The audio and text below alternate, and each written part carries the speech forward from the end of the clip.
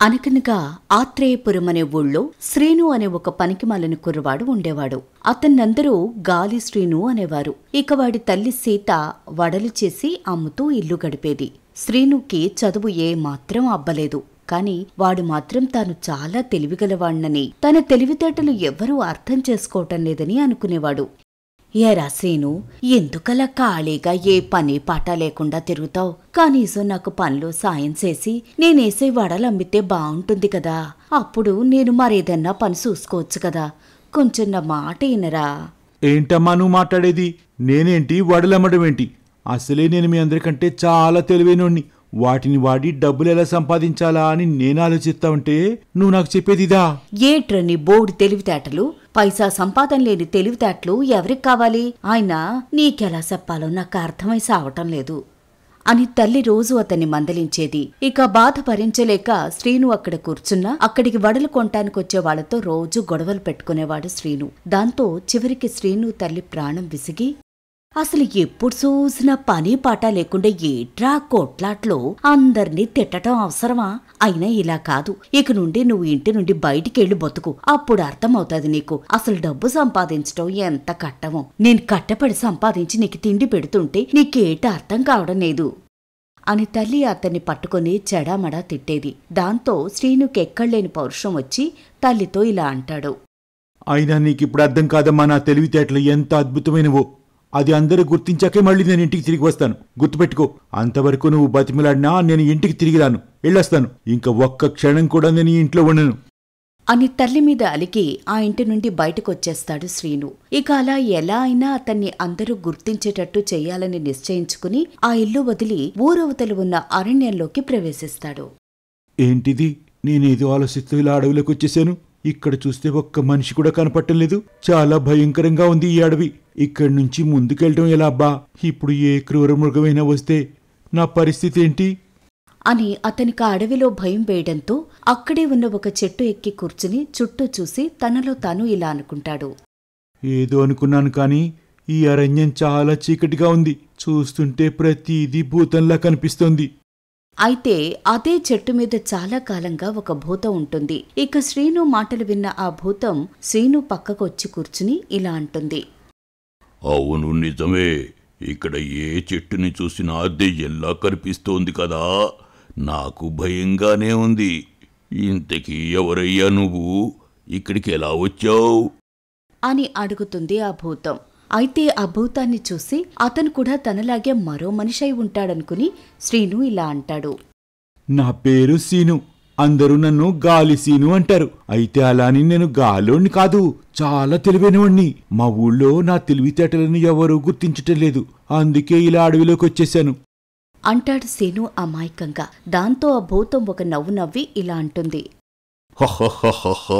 నువ్వు నిజంగా అంత తెలివైనోడివైతే నాకు చిన్న సాయం చేసి పెట్టు, అప్పుడు నమ్ముతా నువ్వు నిజంగా తెలివైనోడివని అంటుంది ఆ భూతం. దాంతో ఇంతకాలానికి తనను నమ్మి ఒకరు సాయం కోరడంతో గాలి శ్రీను ఎంతో ఎంతో గర్వపడి తనలో తాను మురిసిపోతూ, ఓసి సాయమే కదా, తప్పకుండా చేస్తాను. ఏం సాయం కావాలో చెప్పు. సరే అయితే నువ్వు ముందు ఈ చెట్టు దిగి ఈ చెట్టు మొదట్లో తవ్వి నేలలో పాతి ఉన్న ఒక సీసాను పైకితి.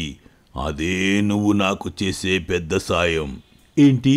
ఈ చెట్టు కింద సీసా ఉందా? ఆ సీసాతో నీకేం పని?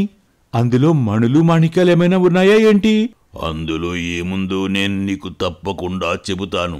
కానీ నువ్వు ముందు నీ తెలివితేటలు వాడి ఆ సీసాను తవ్వి బయటకు తీసి అప్పుడు నాతో మాట్లాడు. ఏంటి? నా తెలివితేటలపైన సవాల్ చేస్తున్నావా?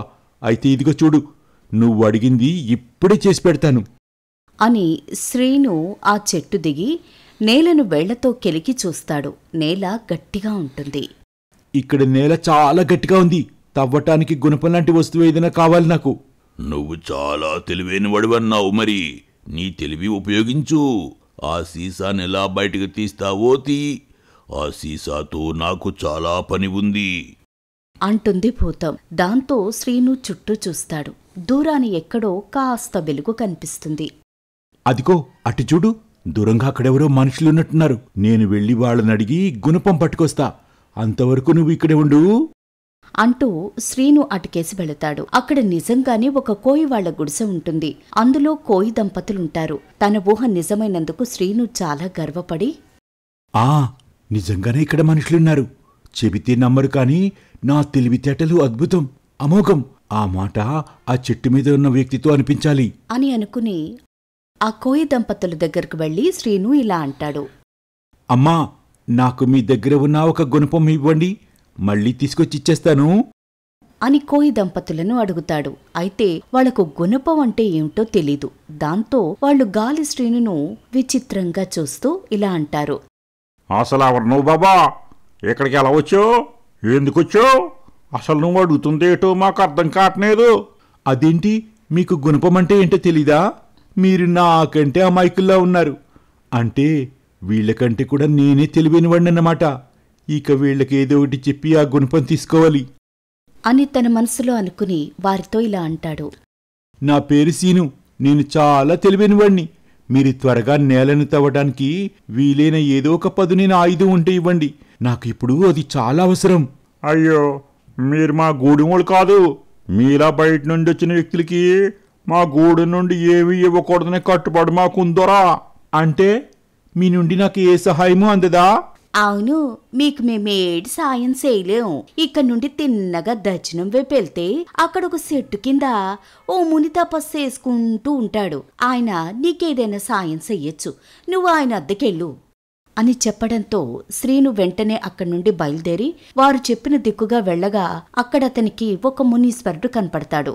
ఇక మునీశ్వరుడు శ్రీనును చూస్తూనే తన దివ్య దృష్టి ద్వారా అతని సంగతంతా గ్రహించి, నాయనా, నువ్వు ఇక్కడికి రావటానికి గల కారణం నాకు అర్థమైంది.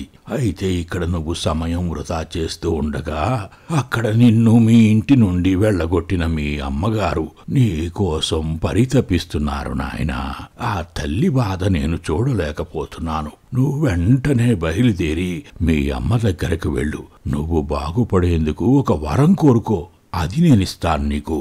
స్వామి, నాకు ఎటువంటి వరం అక్కర్లేదు. అసలు ఏం వరం కోరుకోవాలో కూడా నాకు తెలీదు. నేను నా తెలివితేటలు నిరూపించుకోవడానికి వచ్చాను. అవి నిరూపించుకుంటే గాని నేను ఇంటికి తిరిగిపోను.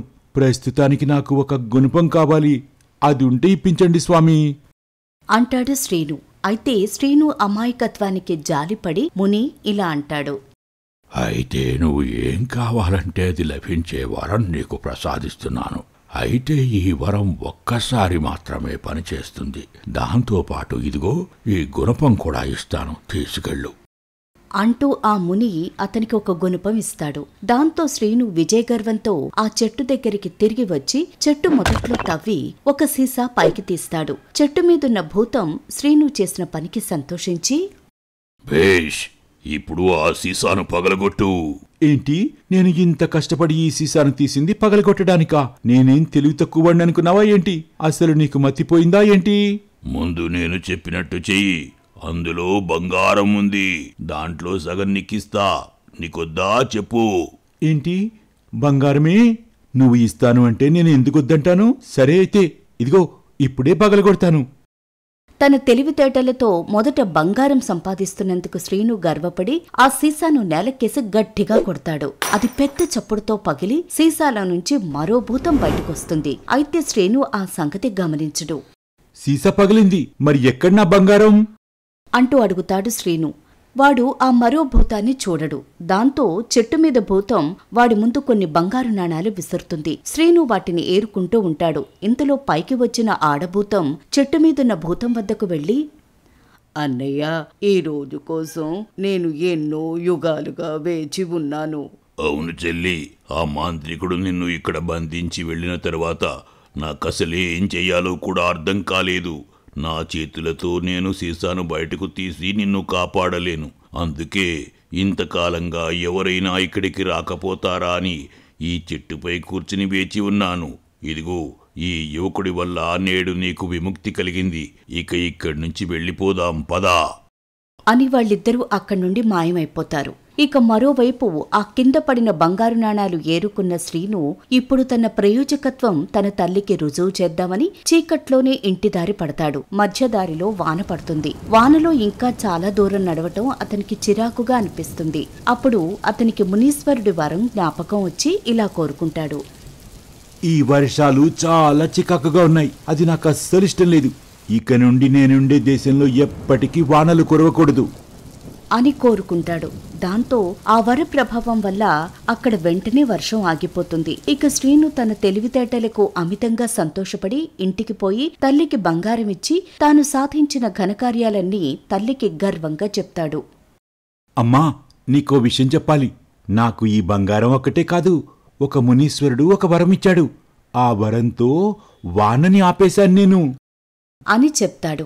అది వినగానే తల్లి అదిరిపడుతుంది. ఈ సంగతి తెలిస్తే 10 మంది కలిసి వాళ్ళను చంపేస్తారని భయపడి, అయ్యో వెర్రి బోగులోడా, ఆ ముని నీకు వరం ఇస్తే నువ్వు కోరుకునే వరం ఇట్టాంటిదా?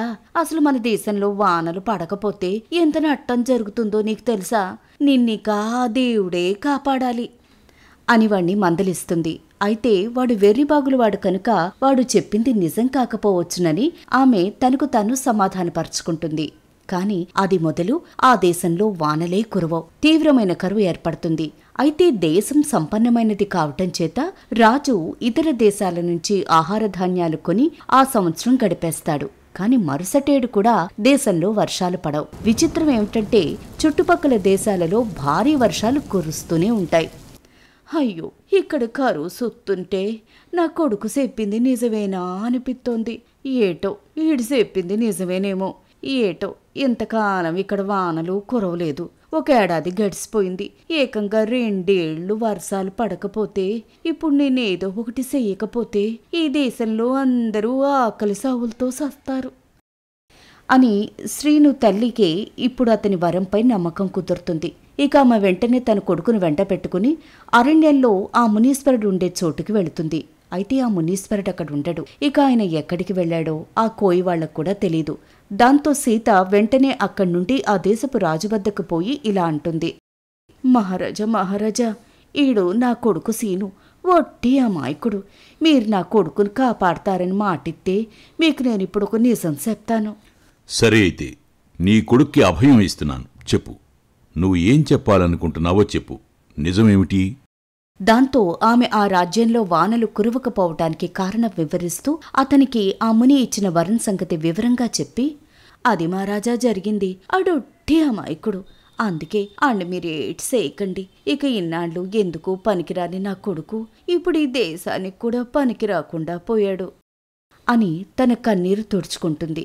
దాంతో రాజుకు మతిపోతుంది. వెంటనే ఆయన తన మంత్రితో ఇలా అంటాడు. ఇప్పుడు నేనేం చెయ్యాలి మంత్రిగారు? ఆమెకు ఇచ్చిన మాట నిలబెట్టుకుని నాకు అపఖ్యాతి రాకుండా చూసుకోనా, లేక ఈ పనికిరాని కుర్రాన్ని చంపి నా దేశ ప్రజల ప్రాణాలు కాపాడనా అని అంటాడు మహారాజు. దాంతో మంత్రి ఒక్క క్షణం ఆలోచించి, మహారాజా, ఈ శ్రీను అసలు పనికిరాని వాడు ఎలా అవుతాడు ప్రభువు? వాడు ప్రాణాలతో ఉంటే మీరు చక్రవర్తి కూడా కావచ్చు అని అంటాడు మంత్రి. ఇక ఆ మాటలకు ఆశ్చర్యపోయిన రాజు, అదేమిటి, ఈ కుర్రవాడు ప్రాణాలతో ఉంటే నేను చక్రవర్తి కావచ్చా? అదెలా సాధ్యం? శ్రీను తానుండే దేశంలో వానలు పడకుండా వరం కోరుకున్నాడు. అంటే వాడు ఏ దేశంలో ఉంటే ఆ దేశంలో అసలు వర్షాలు పడవు. ఇక ఇతన్ని 2 ఏళ్ల పాటు మన శత్రు దేశంలో ఉంచితే ఆ దేశం ఆర్థికంగా దెబ్బతిని మనకు సులభంగా వశమవుతుంది. అప్పుడు ఆ దేశాన్ని మనం జయించవచ్చు. ఇతను మన దేశంలో తప్ప ఇంక ఎక్కడ ఉన్నా మనకు లాభమే కదా. భేష్ మంత్రిగారు, మీ ఆలోచన చాలా బాగుంది. అలాగే చేయండి.